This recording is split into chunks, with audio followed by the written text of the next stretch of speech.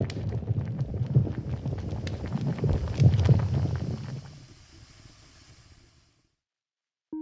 what's good, people? My name is Gear. I'm doing an interview with Potent Funk right now. Shout out to the man James. Let's get into it.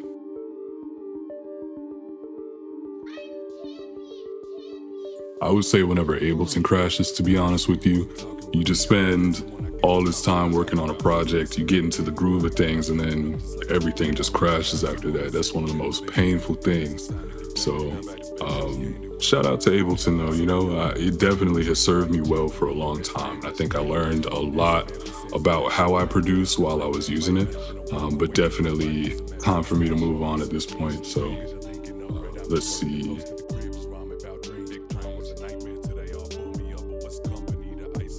For me, that would be Metal Gear Solid for sure, mostly just because I never played Gears of War, but the way Hideo Kojima, the guy who made Metal Gear Solid, the way his mind works and like the ideas that he comes up with are crazy. They are next level. Actually,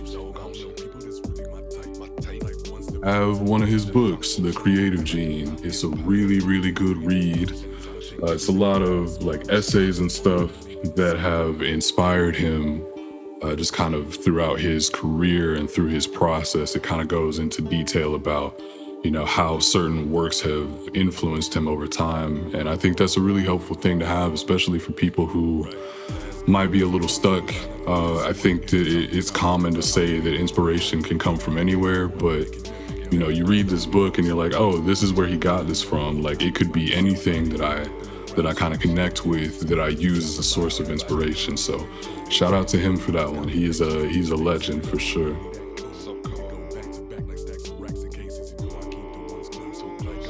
It depends on what kind of week it's been, to be honest. For right now, we'll say get on Top Gear, but we'll see how that changes over time.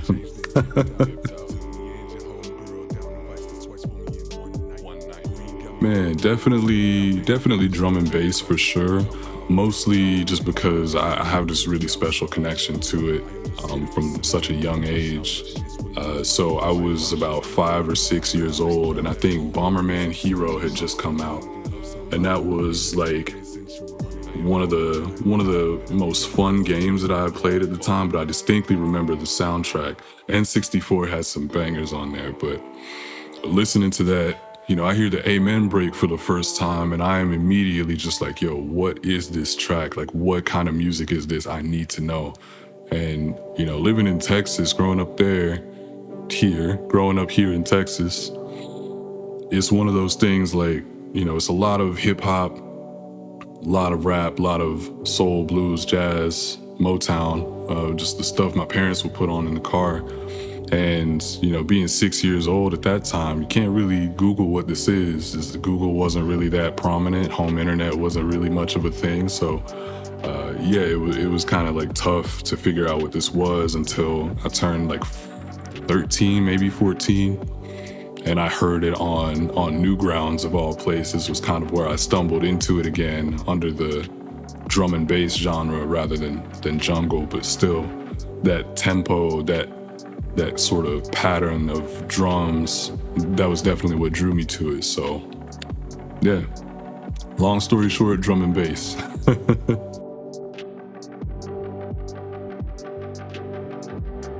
It kind of depends. I would say, I make sort of this psychedelic space trap, whatever you want to call it, I guess. I'm still kind of working on that sound. But I'm that's kind of the genre that I make, but I also enjoy the groove of grime. It's one of those genres that I feel like, unless I'm invited on there by another artist, I probably won't touch myself. But yeah, love me some grime. If I'm in the mood for a groove, I'm picking grime, which is most of the time.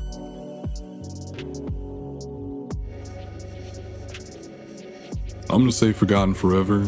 I think that all of us, to some extent, regardless of whether or not we admit it, I think we do care about being remembered when everything's said and done. But at the same time, I would prefer not to be remembered for, some unfavorable reason or for some reason that is not like the highlight of what I stood for. So, Forgotten Forever.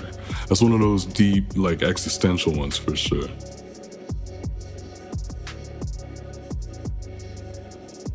I would say bacon for fingernails, bro. Cause like, what if I don't want caffeine? But I got infinite sustenance with the bacon for fingernails, so catch me out here eating my fingernails, I guess.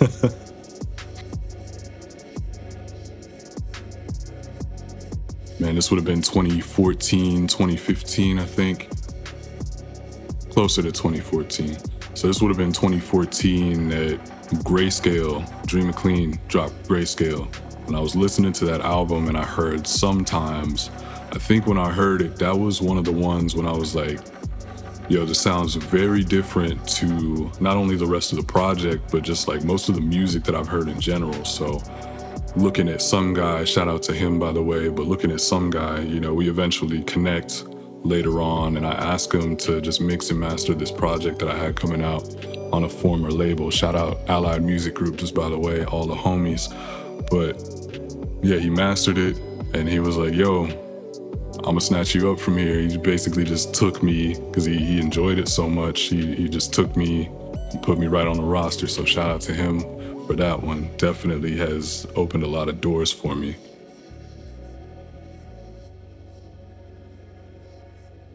So I guess in the literal context, it's the highest form of angel that you could achieve, just pretty much underneath God. For me, it's more of a metaphorical thing of, you know, can you maintain your sense of self, you know, not succumb to the ways of the world pretty much no matter what happens. And that's kind of the journey of this project. It's like, you know, you're going to get hit left and right by life. What are you going to do about it? Do you change? Do you stay the same? Do you keep your same morals? Do you switch up? Like, how do you handle it? Apparently my dog just woke up.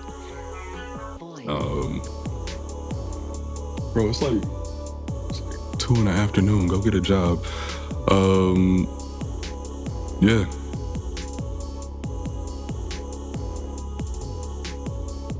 So, yeah, I kind of leave it open-ended for the most part. Track 7 on Every Hero Dies, there's the very last line of the second verse that says, I'm staring at the crossroads of giving you grace or giving you hell, but only time could tell. And that's just sort of where it opens up at the crossroads. It's really like, you know, do you choose to kind of take a different route of not giving people grace and, you know, not being understanding? Do you switch up? Do you allow yourself to kind of turn into this darker version of yourself? Or do you just take the L and keep it pushing? It really just depends. You know, there's nothing wrong with fighting back. If you feel like you need to defend yourself, by all means, do you. But I think there's a certain line that shouldn't be crossed in some cases. So maintain your sense of self and move forward. But, you know, I leave it open-ended so you can kind of decide at that time, you know, did he really go for it? Did he really try and, you know, keep himself his whole self? Or did he really just kind of break down and just let the world get the best of him? It really depends on how you look at it.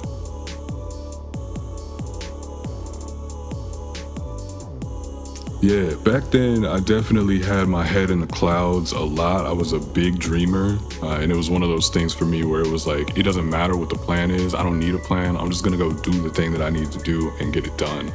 And I think that doing that had helped me a lot in some ways. It definitely helped build relationships, but it also hurt in a lot of ways too, because it's like, you know, you went into this just blindfolded and the situation didn't turn out as well as it would have if you had just been more calculated.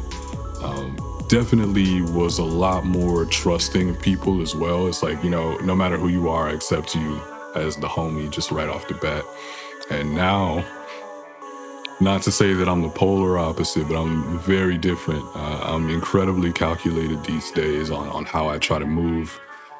Pretty much anything that I do, I'm thinking about how it really affects me in the long term, about what all goes into it. I'm sitting here planning left and right.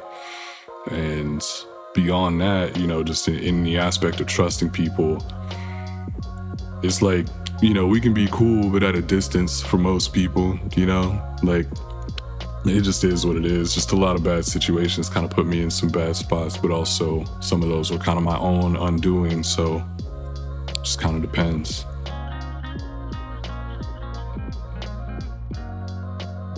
So really those projects were kind of me finding my sound, more or less. It was really just like I've been producing since I was a kid, but I'm still looking for the next thing for me. Not necessarily the next thing, but something that suits me, that I feel like really embodies the sound that I want. So those were kind of projects that I had put out that were a little experimental in some sense, just kind of getting me closer to where are the bounds of what you want to create. Can you push this further? Can you not? Why not?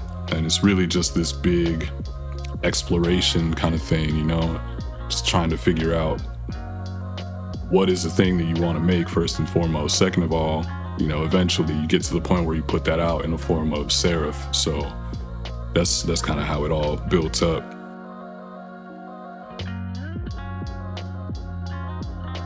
Easy. First two, I would say Big Crit, J. Cole, immediately.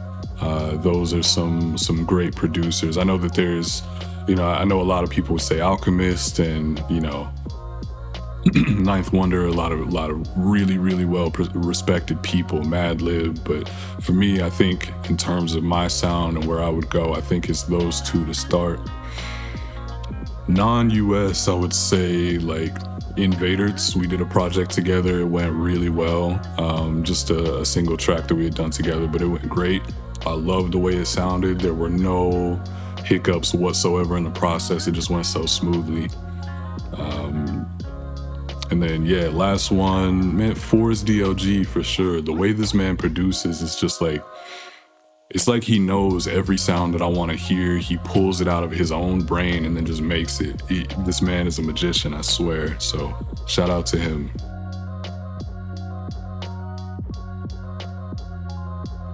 That one's kind of a long list to me. I would say, yeah, to start off, Lens Cap was a really big one. Shout out to my bro Disposition on production, but he really challenged me, and I think that really set me up to push forward for everything else that I wanted to do afterwards. So shout out to him for that. Could not have been here without, you know, his work and his help. So big up to the man.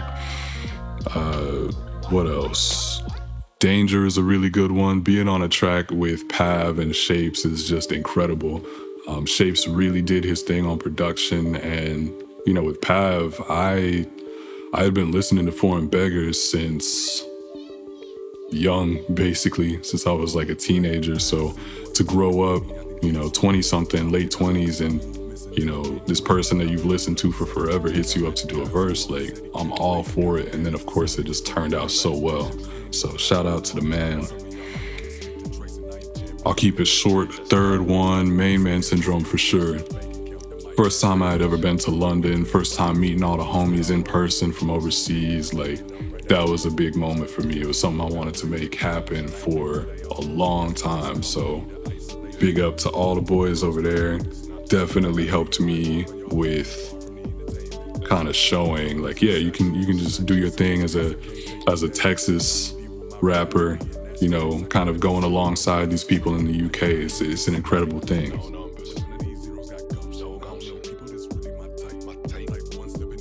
Resting, bro. Resting 100%. I think that one of the big things for me is that I spent so much time working on this project trying to find what it was I wanted to make that I kind of lost sight of having fun with it until like near the middle to end of the project. There were some times in there where I was like, oh, this is fun. And you kind of forget that that's the whole reason you're doing it in the first place. So yeah, definitely having fun with it again is something that I'm thankful for. So I just want to get over here and have some fun. Outside of that, you know, just staying on this journey of kind of discovering who you are is a big thing for me. It's something I'm always going to do. So that could come in the form of music, that could come in the form of other creative avenues. We'll see. But yeah, that's pretty much it. Big shout out to Potent Funk and to James. Appreciate you for the interview, for the time. Thank you. And I'll catch y'all in the next one. Peace.